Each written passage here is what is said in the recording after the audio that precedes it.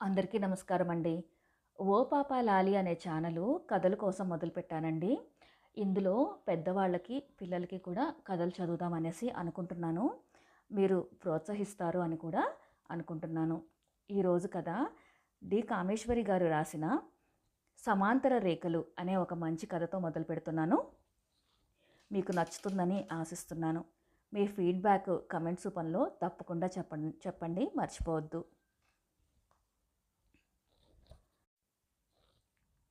Hi! అంది ఫోన్లో గొంతు. ఎన్నేళ్లైనా ఆ గొంతు గుర్తే నాకు. పావని? గొంతు పెగుల్చుకుని ఆ ఒక్క మాట అనగలిగాను. పర్వాలేదే, గుర్తుపట్టారే, పేరు అడ్రస్సు చెప్పుకోవాలేమో అనుకున్నాను. అవతల నుంచి నవ్వు. ఎక్కడ్నించి? ఇండియా ఎప్పుడొచ్చావు? ఎక్కడున్నావు? ఈ ఊరొచ్చావా? ఉగ్వేదం గొంతుని నొక్కేస్తుంటే పెగుల్చుకుని అన్నాను. అదంతా తర్వాత. ముందు మీ అడ్రస్ చెప్పు. అక్కడికెలా రావాలో ఈ డ్రైవర్కి చెప్పు. ఓ గంటలో వస్తా. కలిసి భోంచేద్దాం. భోంచేస్తూ కబుర్లు చెప్పుకుందాం. వన్డే ఓపిక లేకపోతే హోటల్‌కెళదాం. వద్దు వద్దు అన్నట్లు శ్రావణి మాట మర్చిపోయాను. అది హోటల్లో మనల్ని కూర్చోనీయదు. ఇల్లే బెటరు. కందిపొడి, ఆవకాయ, చారు, పెరుగు చాలు. ఏం వండకు అంటూ చెప్పేసి ఫోన్ డ్రైవర్కిచ్చింది. ఎలా రావాలో గుర్తులు చెప్పి వంటింట్లోకి పరిగెత్తాను. వండిన వంట, కూర, పప్పు, పులుసు ఉండనే ఉన్నాయి. దానికి ఉడకబెట్టి వేయించిన బంగాళాదుంపల కూర ఇష్టం. 4 బంగాళాదుంపలు కుక్కర్లో పడేసి ఉల్లిపాయలు తరిగి వేయించేశాను. ఊరగాయలున్నాయి. ఏదన్నా స్వీట్ ఉంటే? ఇవన్నీ ఇప్పుడు కుదరవు. ఇది ఇన్ఫార్మల్ లంచ్. మరోసారి భోజనానికి పిలిచి విందు భోజనం పెట్టొచ్చు. గబగబా మొహం కడుక్కుని ఇస్త్రీ చీర కట్టుకుని డ్రాయింగ్ రూమ్లో పేపర్లు, పుస్తకాలు అవి సర్దుతుండగా సుడిగాలిలా రానే వచ్చి చుట్టేసింది. ఆంటీ అంటుంటే దాని కళ్ళల్లో నీటి పొర. తెలియకుండానే కళ్ళు నిండాయి. కౌగలించి విడివడి నా మొహం చూసి సారీ, వెరీ సారీ. నాకు ఇక్కడికి వచ్చే వరకు, మా పద్మత్త చెప్పే వరకు మీ వారి సంగతి తెలియలేదు. సడన్గా పోయారటగా. ఎలా ఉన్నారు? ఒంటరిగా ఉండగలుగుతున్నారా? అదే అలవాటవుతుంది. ఏం చేస్తాం? ఇద్దరిలో ఎవరో ఒకరు ముందో వెనకో తప్పదు కదా. ప్రశ్న జవాబులు తనే చెప్పేస్తూ సానుభూతి మాటలు చెప్పేసింది. ఇట్స్ ఓకే, బానే ఉన్నాను. అలవాటైపోతుంది ఇప్పుడిప్పుడే. గట్టిపిండాలం మనం. నవ్వుతూ అన్నాను. బాగా చెప్పారు. అలాగే ఉండాలి ఈ రోజుల్లో. ఎవరికెవరు అన్నట్లు డిటాచ్మెంట్గా ఉండడం నేర్చుకోవాలి. భుజం తట్టి చేయి పట్టుకుని సోఫాలో కూర్చోపెట్టింది. అప్పుడు చూశాను శ్రావణిని.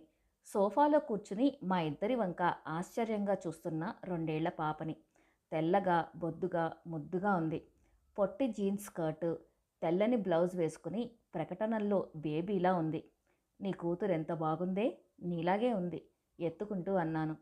కొత్త మొహం చూసి బిక్కమొహం పెట్టి తల్లివైపు వాలిపోతూ చేతులు చాచింది. కూతుర్ని అందుకుని it's okay honey, aunty is my best friend లాలిస్తూ ఒళ్ళో కూర్చోపెట్టుకుంది. ఏంటసలు, ఏమైపోయావిన్నాళ్ళు? ఒక్క ఫోనన్నా చేయడానికి తీరిక లేదా? నీ గురించి ఎంత బాధపడ్డానో. మీ మామయ్య భార్యని 2-3 సార్లు అడిగాను. ఆవిడ సరిగా చెప్పలేదు. మరి తెలియక చెప్పలేదో, ఇష్టం లేక చెప్పలేదో. అసలు వాళ్ళు ఎప్పుడూ ఇండియాలో ఉండనే ఉండరు. నీ గురించి ఏ కబురు తెలియక అల్లాడిపోయాను. ఎంత కోపం వచ్చిందో నీ మీద. కోపం, బాధ, ఆవేదన అన్నీ కలిసిపోయాయి నా మాటల్లో. పాపని కింద కార్పెట్ మీద కూర్చోబెట్టి క్యారీ బ్యాగ్లోంచి 4-5 బొమ్మలు ముందు పడేసింది ఆడుకోవడానికి. ఏం చెప్పమంటావు? గత 4 ఏళ్ళు నా జీవితంలో బ్లాక్ ఇంకుతో రాసుకోవాల్సిన పేజీలు. అదంతా ఓ పీడకల అనుకోవాలి. అబ్బా, ఆ టెన్షన్, ఆ బాధ, దినదిన గండం లాంటి బతుకు. ఆంటీ, నా లైఫ్లో నేను చేసిన అతి పెద్ద తప్పు పెళ్లి చేసుకోవటం. 35 ఏళ్లకే ఆ పాడు బుద్ధి పుట్టి నన్ను నేను రొంపిలోకి దించుకున్నట్లు తిట్టుకొని క్షణం లేదు. కావాల్సిందే నాకు ఈ శాస్తి అని నన్ను నేను శపించుకునేదాన్ని.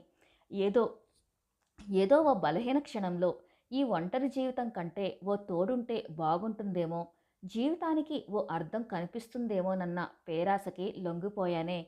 అదే నా పాలిట శాపమైపోయి కూర్చుంది. కావాల్సిందే నాకిలా. దాని గొంతు రుద్ధమైంది. పావని, ఊరుకో. నీలాంటి ఆడపిల్లలు కళ్ళనీళ్లు పెట్టుకోకూడదు. నీ అంత ధైర్యవంతులు అలా బేలగా మాట్లాడకూడదు. జీవితంలో ఆటుపోట్లు ఎంతటి వారికైనా తప్పవు. అంతా సవ్యంగా, ఆనందంగా మనం అనుకున్నట్లు, కోరుకున్నట్లు జరిగిపోతే అది జీవితం అవదు. ఊహించని మలుపులు కథల్లోనే కాదు, జీవితాల్లోనూ ఉంటాయి. ఎదుర్కొని, పరిష్కరించుకునే నిబ్బరం ఈ తరం అమ్మాయిలకుంది. అసలేమైంది? నీవు పెళ్లి చేసుకున్నావు అన్నదే విన్న ఆఖరి కబురు. ఓ పక్క ధైర్యం చెబుతూ ఓదార్పుగా అన్నాను. అవును. అదే నా సంతోషానికి ఆఖరి రోజుగా. ఇక వినడానికేముంది? నిర్వేదంగా అంది. ఏమిటి నీ సమస్య? చెబితే కదా ఎవరన్నా ఏదన్నా సలహా చెప్పడమో, సాయం చేయడమో చేయగలరు. ఎవరికి చెప్పుకోవాలి? నాన్న, అమ్మ 3 ఏళ్లలో ఒకరి తర్వాత ఒకరు దాటి పోయారు. అన్నలిద్దరూ ఎవరి జీవితాలు వాళ్ళవి. నా గురించి పట్టించుకునే తీరిక, కోరిక లేదు. ఈ ఆంటీని మర్చిపోయావా? కనీసం మాట సాయమన్నా చేయలేననుకున్నావా? మనసులో బాధ పంచుకోవడానికన్నా గుర్తు రాలేదా? నిష్ఠూరంగా అన్నాను. ఆంటీ, కొన్ని విషయాలు ఎలా చెప్పాలి? ఏమని చెప్పుకోవాలో తెలియనివి. ఎదుటివారికి చాలా చిన్నదిగా కనిపించే విషయం అనుభవించేవారికి భూతంలా భయపెడుతుంది. సరేలే, ముందులే భోంచేద్దాం. పాపకి ఏదన్నా పెడతావా? ఇప్పుడేం వద్దు, పెట్టే తీసుకువచ్చాను. అదుగో నిద్రపోయింది సోఫాలోనే. పాపని లోపల పడుకోబెట్టి ఇద్దరం భోంచేస్తూ పక్కల మీద వాలి లేచి టీ తాగుతూ పావని ఉన్న 4 గంటల్లో మొత్తం 4 ఏళ్ల కథ విడత విడతలుగా చెప్పుకొచ్చింది. కాసేపు ఆవేశం, మరి కాసేపు ఆవేదన, మరి కాసేపు నిస్పృహ, నిర్వేదం, రకరకాల భావాలు ఆమెను ముంచెత్తాయి. నీ పెళ్లి వరకు తెలుసు. 35 ఏళ్లకైనా పెళ్లి చేసుకున్నావు. ఏదో లైఫ్‌లో సెటిల్ అయ్యావు. ఓ తోడు దొరికిందని సంతోషించాం. ఆ పెళ్లి నీకు ఆనందాన్నివ్వకపోగా ఉన్న మనశ్శాంతిని కూడా పోగొట్టుకోవటం నిజంగా బాధగా ఉంది పావని. చెప్పాగా, బుద్ధి తక్కువ పనిచేసినందుకు నన్ను నేను చెప్పుతో కొట్టుకోవాలి. ఏదో అమ్మ పోయే వరకు నా పెళ్లి చింతతోనే పోయిందని, ఆవిడకి చేతిలో చెయ్యేసి మాటిచ్చానని, సరే 35 ఏళ్ళు స్వేచ్ఛగా నా ఇష్టానుసారం జీవించాను. ఈ ఒంటరి జీవితం బోర్ కొట్టి మార్పు కావాలనిపించి తప్పటడుగు వేశాను. తప్పటడుగు అని అప్పుడు తెలియదుగా. కొలీగ్ అంటావు, తెలిసినవాడంటున్నావు. మరి అతని గురించి నీవేం గ్రహించలేకపోయావా? అతని వ్యక్తిత్వం, మైనస్ పాయింట్లు గుర్తించలేకపోయావా? అతని స్వభావాన్ని ఎందుకు అర్థం చేసుకోలేకపోయావు? ఆంటీ, పెళ్ళయ్యే వరకు అంతా మంచివాళ్లే. గర్ల్ ఫ్రెండ్గా ఉన్నన్ని రోజులు గర్ల్ ఫ్రెండ్గా ఉన్నన్ని రోజులు లోపాలేం కనపడవు. ఆ పెళ్ళి అన్న 2 అక్షరాల పదంతో మొహానికి కప్పుకున్న మాస్క్ తొలగి నిజరూపాలు బయటపడతాయి. భార్య అనగానే సొంతం, ఏమనడానికైనా ఓ హక్కుంది అనుకుంటారు మగాళ్ళు. యువతల మనిషికి ఓ వ్యక్తిత్వం, ఇష్టాయిష్టాలుంటాయని గుర్తించరు. ఇదివరకు ఆడవారైతే మరో గతి లేక, ఆర్థిక స్వాతంత్రం లేక సహించేవారేమో. ఇప్పుడు అలా ఉండాలంటే ఎలా ఆంటీ? చేసుకోక పెళ్లి చేసుకున్నాం. కాస్త సర్దుకుని కాపురం నిలబెట్టుకుంటే బాగుంటుందని మా తరం వాళ్ళం అంటాం. కానీ దానికి ఎంతో ఆత్మాభిమానం పణంగా పెట్టాలో, ఎంత మనసు చంపుకు బతకాలో నాకు తెలుసు పావని. కానీ ఇప్పుడు పాప కూడా ఉంది. తల్లి, తండ్రి ఇద్దరి మధ్య పెరగాలి పిల్లలు. రేపు పెద్దదై తండ్రిని దూరం చేశానని నిన్ను నిందించకూడదు కదా. ఏ మొగుడో ఓ మొగుడు. ఇంట్లో మరో మనిషి తోడు నీకు అవసరం. అందులో ఇప్పుడు పాప ఉంది కదా. ఏదో మేలిగో డబ్బు మనిషి తన ఆధిపత్యం చల్లాలనే తత్వం తప్ప మరీ చెడ్డవాడు కాదని నీ మాటలు బట్టి అర్థమవుతుంది. కొంతవరకు సర్దుకోవచ్చేమో. మరొక ఛాన్స్ అతనికిచ్చి చూడొచ్చేమో. ఆలోచించు. కొన్ని షరతులతో కాపురాన్ని నిలబెట్టుకోవచ్చేమో. షరతులతో, ఒప్పందాలతో కాపురాలు సాగుతాయా ఆంటీ? ఆలుమగలు మధ్య అండర్స్టాండింగ్, అన్యోన్యత లేని అది ఓ కాపురమేనా? ఇద్దరం గిరిగీసుకుని ఒకరినొకరు గీత దాటరాదన్న ఆంక్షలతో ఓ ఇంట్లో కలిసి ఎలా బతకాలాంటీ? ఇందుకోసమా ఇన్నేళ్లకి పెళ్లి చేసుకున్నది? అనురాగం, ఆప్యాయతలు లేని సంసారం కోసమా? నిష్ఠూరంగా అంది. చూడు పావని, దాంపత్య జీవితంలో స్త్రీ కోరుకునేది వేరు, పురుషులు కోరేది వేరు. ఎవరో అదృష్టవంతులకి మాత్రం ఇద్దరి భావాలు కలబోసుకునే అవకాశం ఉంటుంది. అలా లేనప్పుడు 2 మార్గాలు. ఎవరి దోవ వారిది, లేదా రెండో వారి ద్రోవలో పయనించడం. అవును. అలా తన మనసుని దారి మళ్లించుకుని భర్త దారే వెళ్ళడం ఎప్పుడూ ఆడవాళ్ల వంతే. సర్దుకోవలసింది ఎప్పుడూ భార్యలే నిష్ఠూరంగా అంది. అలా అక్కర్లేదని ఈ తరం వాళ్ళు నిరూపిస్తున్నారనుకో. కానీ దానివల్ల వాళ్ళు ఇంకా సమస్యల్లో ఇరుక్కుంటూనే ఉన్నారు. ఏదో ఒక కాపురం సర్దుకుపోవడం నయం అని ఒంటరి బతుకు బతకలేని వాళ్ళు ఈనాడు అనుకుంటూనే ఉన్నారనుకో. ఆంటీ, ఏం చేయాలో తోచక అక్కడి నుంచి కాస్త ప్రశాంతత కోరుకుంటూ ఇక్కడికి వచ్చాను. ముఖ్యంగా మీరు సరైన ఆలోచన, సరైన నిర్ణయం సూచించగలరని మీతో మాట్లాడడానికే వచ్చాను. అమ్మా నాన్న పోయాక ఇంకేం ఉందిక్కడ అని రాలేదు 4 ఏళ్లైనా. పాపం అన్నయ్య రమ్మన్నాడు గాని అందరితో ఈ విషయం చెప్పుకోలేను. చెప్పినా సర్దుకో అన్న పాటే వినిపిస్తారు. నాకు మీ మీద నమ్మకం ఉంది. మీరు చెప్పండి నేనేం చేయాలో. అతన్ని ఇంట్లోంచి పొమ్మన్నానన్నావు. ఎక్కడుంటున్నాడు? ఏం గొడవ పెట్టడం లేదు కదా? ఎక్కడో స్నేహితుడింట్లో ఉన్నాడట. బయటకు వెళ్ళిన తర్వాత గాని ఆయనకి జ్ఞానోదయం అవలేదు. ఒకటే సంధి రాయబారాలు పంపిస్తున్నాడు స్నేహితుల ద్వారా. వాళ్ళంతా వచ్చి బాధపడిపోయారు. భార్యాభర్తల మధ్య గొడవలు సహజం. ఈ మాత్రానికే విడిపోవటం ఏమిటి అంటూ నన్ను ఊదరగొడుతున్నారు. నా శ్రేయోభిలాషులంటూ వచ్చి ఇద్దరిని సమాధానపరచడానికి ప్రయత్నాలు చేస్తున్నారు. అదంతా ఓ పెద్ద న్యూసెన్స్లా అనిపించి భరించలేక కొన్నాళ్ళు మనశ్శాంతితో ఉండాలని ఇండియా వచ్చాను. నన్నేం చేయమంటారు? ఎలాంటి నిర్ణయం తీసుకుంటే బాగుంటుందో మీరే చెప్పండి. ఇంకా డివోర్స్కి అప్లై చేయలేదు. ఇక్కడికొచ్చి వెళ్ళాక ఓ నిర్ణయం తీసుకుందామని ఆగాను. నా వైపు చూసింది చెప్పమన్నట్లు. పావని, నీ వైపు నుంచి నీవు అతన్ని మార్చడానికి ఎప్పుడన్నా ప్రయత్నించావా? మంచిగా చెప్పి చూసావా? కాస్త నీవు తగ్గి ఉంటే అతను తగ్గి మారేవాడేమో. నీవు అతన్ని లెక్క చేయకపోవడంతో మరింత రెచ్చిపోయాడేమో. ఆంటీ, 2 ఏళ్ళు అన్నీ సహించి భరించాను. ఏ 2-3 నెలలు కాస్త తిన్నగా ఉన్నాడేమో. తరువాత పొరవిడి చేసిన పాములా తయారయ్యి నిజరూపం చూపించడం మొదలుపెట్టాడు. డబ్బు కోసం గొడవ. ఏ పని చేసినా తప్పులెంచడం. తన మాటే నెగ్గాలి, తనన్నదే కరెక్టు, నాకేం తెలీదు. జవాబిస్తే పొగరు, ఊరుకుంటే నిర్లక్ష్యం. ఏది కొన్నా దుబారా, సంపాదిస్తున్నానని పొగరు. ఆడదాన్నై ఉండి వంట రాదు. మగాళ్లతో అంతలా పూసుకు తిరిగి మాట్లాడిన అవసరం లేదు. అందరి ఆడవాళ్ళు నాలా ఉండరు. మాటల్లో మృదుత్వం లేదు. చేతల్లో లేఖితనం, డబ్బు కౌపీనం. జీతం అంతా తన చేతిలో పెట్టాలనే కౌపీనం. ఒంట్లో బాగోలేకపోయినా ఓ సానుభూతి మాట లేదు. అన్నిటికీ మూలం భార్య పట్ల ప్రేమ, అనురాగం లోపించడం. అలాంటి భర్తతో 2 ఏళ్ళు కాపురం చేశాను సర్దుకుంటూ. సర్దుకుంటూ. గొంతు రుద్ధమైంది. ఎవరినీ లెక్క చేయకుండా తన స్వంత నిర్ణయాలు మంచైనా చెడైనా తీసుకుని దాని పర్యవసానం తను భరించగలిగే మనస్థైర్యం ఉన్న పావనిని ఇంత మేళగా ఎప్పుడూ చూడలేదు. చదువు విషయం, అమెరికా వెళ్ళడం, పెళ్లి చేసుకోననే నిర్ణయం, అన్నిటిలో ఎవరి మాట వినకుండా తనకి మంచిదని తోచింది చేసే పావని ఈనాడు ఈ పెళ్లి వలన పాపం ఎంత బేలా అయిపోయింది. అలాంటి అమ్మాయికి తనలాంటి వాళ్ళివ్వగలిగిన సలహా ఏముంటుంది? సర్దుకు బతుకు అని చెప్పడం ఎంతవరకు న్యాయం? అలా అని పిల్లని పెట్టుకుని ఒంటరిగా ఇంకా ఎంతో ఉన్న జీవితాన్ని ఈదగలదా? ఇన్ని ఏళ్ళు వచ్చి ఒక పిల్ల పుట్టి ఈ వయసులో ఇంకో పెళ్లి చేసుకోవడం అంత సులువా? చేసుకున్న పిల్లని సొంత తండ్రిలా చూసుకోగలడా? మళ్ళీ ఇంకో వలయంలో చిక్కుకోవడం అవదా? పావని ముందు 2 మార్గాలు. పిల్ల కోసం, తోడు కోసం అతనితో కాంప్రమైజ్ అవ్వడం కొన్ని షరతులతో, లేదంటే విడిపోవటం.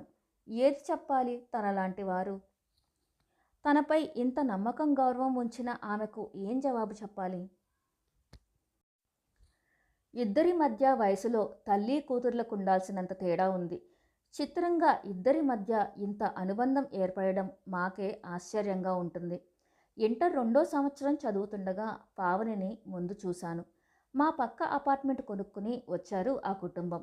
కొద్ది రోజుల్లోనే మా 2 కుటుంబాలు దగ్గరయ్యాం. వంటలు, పిండి వంటలు, ఇచ్చిపుచ్చుకోవడాలు, కలిసి బజారుకెళ్లడం, సెలవులొస్తే కలిసి పేకాడడం, పిల్లలిద్దరూ ఆంటీ అంటూ చనువుగా వచ్చి పుస్తకాలు తీసుకువెళ్లడం. పావని తల్లి కూతురు మాట విననప్పుడల్లా నా దగ్గరకొచ్చి పావని తల్లి కూతురు మాట విననప్పుడల్లా నా దగ్గరకొచ్చి కంప్లైంట్ చేస్తే ఇద్దరికీ సంధి కుదర్చడం, పావనికి నచ్చజెప్పడం, పావని ఇంటర్ తర్వాత ఇంజనీరింగ్ అయి అమెరికా వెళ్తానంటే పెళ్లి చేసుకుని వెళ్ళమని తల్లి తండ్రి బలవంతం చేస్తే పావని మొండికేస్తే అమెరికా పంపమని తల్లి నిరాహార దీక్ష ఇద్దరికీ నచ్చచెప్పి పెద్దవాళ్ళు మీరు మొండికేస్తే ఏదన్నా అఘాయిత్యం చేస్తుందేమోనని నచ్చచెప్పి వీసాకి పంపడం, సెలవులకి వచ్చినప్పుడల్లా ఆ తల్లిదండ్రుల పెళ్ళిని పోరుని పావని నచ్చినవాడు దొరకలేదని ఇద్దరూ వాదించుకోవటం, తండ్రికి హార్ట్ అటాక్ వచ్చి పోవటం, కూతుర్ని జీవితంలో స్థిరపడమని తల్లి ఏడుపు, పావని చేత ఎలాగో అనిపించడం, తల్లి పోవడంతో 10 ఏళ్ళు పావనికి నాకు మధ్య వయసు తేడా మాయమయ్యి స్నేహితుల్లా మాట్లాడుకుంటూ పావని ప్రతి చిన్న విషయం తనకు చెప్పి సలహాలడడం, పావని ఆఖరికి పెళ్లి చేసుకుందన్న కబురు తర్వాత 3-4 ఏళ్ళు ఏ కబురు లేదు. ఆఖరికి ఇలా పావని రావడం ఇప్పుడేం చెప్పాలి? నెల రోజుల తర్వాత ఒక పెద్ద ఈమెయిల్ పంపింది పావని. మనసుని చంపుకుని వ్యక్తిత్వాన్ని పాడే ఎక్కించేసి ఆత్మాభిమానానికి చితిపేర్చేసి అభిమానానికి తిలోదకాలిచ్చేసి కర్మకాండ పూర్తి చేసి ఆత్మలేని శరీరంతో రాజీకి వచ్చేశాను. శ్రేయోభిలాషులందరి సూచనలతో కాపురానికి ఓ అగ్రిమెంట్ రాయించుకున్నాను. షరతులతో గిరిగీసుకున్నాం. మనసులు కలవవు, మనుషులం కలిసి బతుకుతాం. ఓ కప్పు కింద కాపురం. వండుతాను పెడతాను. సగం జీతం ఆయనకివ్వాలి. ఇల్లు ఆయన నడుపుతారు. నా దారికి అడ్డురారు, ఆయన దారికి నేనడ్డు రారాదు. పాప ఇద్దరిది. ఎవరెంత ప్రేమ వంతులేసుకుని ఇచ్చేది కాలం తేల్చాలి. పెద్దయ్యాక పాప తూచుకుని తేల్చుకుంటుందేమో.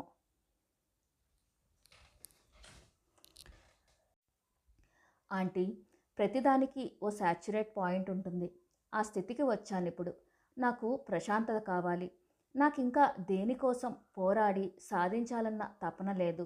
హాయిగా నా పాపతో ఆడుకుంటూ దాని ముద్దు ముచ్చట్లు చూసుకుంటూ ప్రశాంతంగా బతకాలని ఉంది. వాదనలొద్దు, దెబ్బలాటలు వద్దు. ఏదో ఉద్యోగం చేసుకుంటూ ఉద్యోగమూ వద్దు, వదులుకోవాలనే ఉంది. కానీ ఉద్యోగం లేకుండా ఈ మనిషి ముందు ప్రతి రూపాయికి చేతి చాపాలన్న